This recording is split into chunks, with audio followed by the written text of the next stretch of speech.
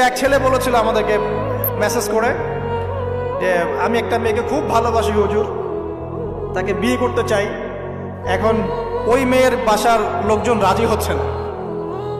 তো এই ছেলের মধ্যে কি চেতনাটা কি, সে প্রেম করছে ঠিকই, হারাম অ্যাফেয়ার্সে আছে ঠিকই, কিন্তু সে তাকে বিয়ে করতে চায়, ওটা হালাল করতে চায়। আর এক ছেলে মেসেজ করছে, সে বলছে যে আমি এরকম জেনায় লিপ্ত ছিলাম, এখন আমি কি করব, আমি কি ওগুলো ছেড়ে দিয়ে ফিরে আসব, নাকি আমি ওই মেয়ের সাথেই যেন অব্যাহত রাখবো? কিন্তু এই দুই ব্যক্তি কি সমান?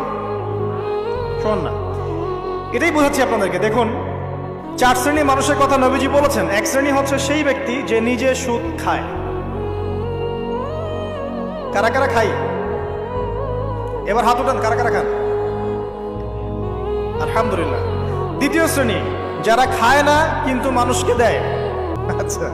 3 নাম্বার, খায়ও না দেয়ও না, খায়ও না দেয়ও না, সাক্ষী থাকে। 4 নাম্বার, খায়ও না দেয়ও না, সাক্ষীও থাকে না, লিখে রাখে। এবার লেখেন কারা কারা?